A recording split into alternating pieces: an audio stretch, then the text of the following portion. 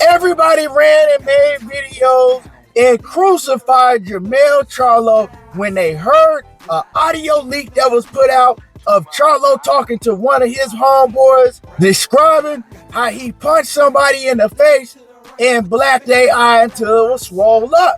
Now, everybody accused Jermell of punching his wife because it happened in a situation that went down with his wife. Well, we're going to talk about how everybody was wrong of accusing Jermell Charlo of punching his wife in the eye, and it wasn't his wife, and it actually even wasn't a woman. I'm going to give y'all the details on what really went down, but before we do that, make sure that you hit my like button and subscribe to my channel if you're not already subbed to the channel. Now, if you thought it couldn't get worse for Jermell Charlo after his lackluster performance against Canelo Alvarez, where the whole world was on his helmet, they said they didn't even want to see Jermell Charlo back in the ring with nobody because he went out there and he stole consumers' money. I mean, everybody in the boxing media in the world was crucifying Jermell Charlo for that performance he put on versus Canelo Alvarez. Now, I wasn't one of them because I told everybody how that fight was going to turn out before it took place. Moving up 2 weight classes, being out of the ring 16 months, and all of that went along with it, his hand injury, the surgery, and everything. I said, man, there ain't no way he goes out there and beats Canelo Alvarez. But you had people that believed in him, and those same people felt like that they were robbed out of their money and everything else. So people was heavy on Jermell Charlo's head.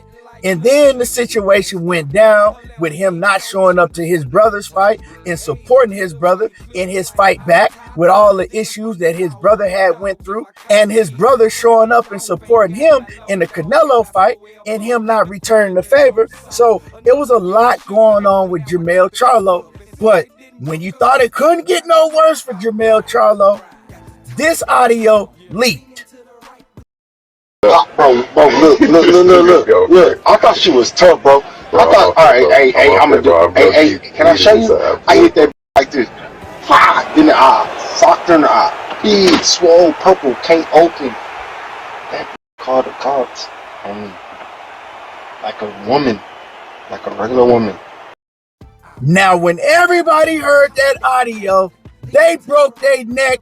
They ran to the internet. It was video after video dogging out Jermell Charlo, calling him all type of woman beaters, saying that he needs to be locked up for the rest of his life and all type of different things. But you see, I never spoke on the situation, and people was wondering why I didn't come out with a video or I didn't speak on the situation. It's because when I saw the video that came out with Jermell Charlo and his wife, I'm looking at that video very closely. And looking at the situation, I'm seeing Jermell Charlo calmly pack his things, and he tells his wife while she's crying and saying, "What did I do to you? What's wrong with you?" And he's like, "I'm taking this stuff to my car. Basically, I'm leaving. I'm gone." And then she tells him, "You're mad because you got caught cheating." And he's like, "I didn't get caught cheating." So it wasn't no punching going on. Now, she said that the police had already came, and she's like, "Why did you stop when the police came?" Now, you can see her. She didn't have no mark on her body at all. Now, if he had did to her what he described in that video, of course, it wouldn't have even been no video filming him packing his things, because he would have been off in the back of a squad car. Now, at that point, I knew what I heard in the audio from Jermell Charlo. It couldn't have been his wife, when everybody was accusing him of putting his hands on the wife, because, of course, it was a situation between him and his wife, but everybody just ran with he was beating on his wife. I also read the police report where it says that he was charged with a misdemeanor and it was a family member. It wasn't domestic violence. So when I heard that, I went back to the audio, listened to the audio very closely, and I hear one key thing in the video. Jermell Charlo says, "That B called the cops on me like a regular woman." She called the cops on me like a regular woman. So I said, that right there, I need more information on that, because why would he say those things like a regular woman if it was an actual woman? So at that point, doing all the investigation that I did, I decided that I didn't have enough information to come out and crucify Jermell Charlo like all of y'all was doing. I needed more information because this is a personal issue, and I can't slander nobody's name like this when it comes to something that's not boxing related. So I decided not to make a video, not to speak about it on a live stream, and just step back from the situation in whole until I had more information, because I said, you know what? More information will eventually come out. And that's why we here right now doing this video, because more information has come out. And guess what? Jermell Charlo never put his hands on a woman. In that audio, Jermell Charlo was talking about, well, I don't want to get too deep into this. I don't want to offend nobody.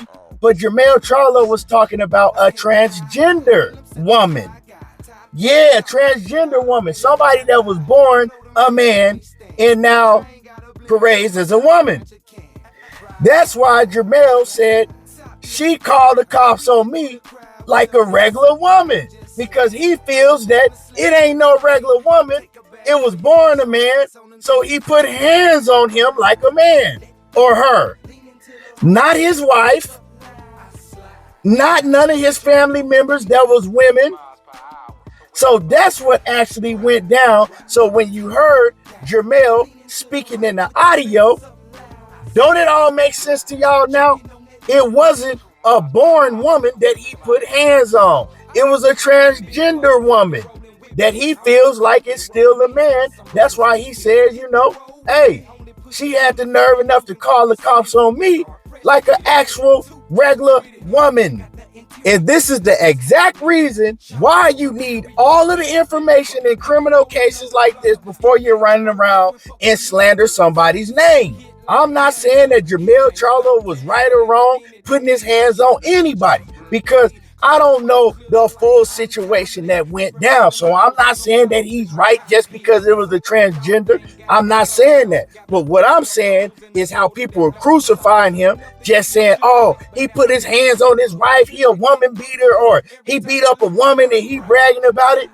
It's not the exact situation that y'all thought it was. So you shouldn't have ran to the internet crucifying this man when you didn't even have half of the information that you thought you had. And when you listen to the audio, y'all should have thought something is weird about how he's talking about this woman, especially when he said she had the nerve enough to call the police on me like a regular woman. That didn't bring up antennas. That didn't make you wonder, like, why is he saying that? Because it sure did me. So when the full story comes out, let's see if y'all gonna run to the internet and apologize for crucifying Jermell Charlo. Now, once again, I'm not saying he was right or wrong. All I'm saying is that it ain't the exact situation that y'all thought it was that had y'all running to the internet crucifying Jermell Charlo. Anyway, y'all let me know how y'all feel about this. Drop a comment in the comment section. But make sure y'all hit my like button. Quit hating. And y'all know how I do. Dang, I'm talking that boxing again. And I'm gone. I know the haters can't stand it. I ain't got a blemish on my Jolly Rancher can. Ride on.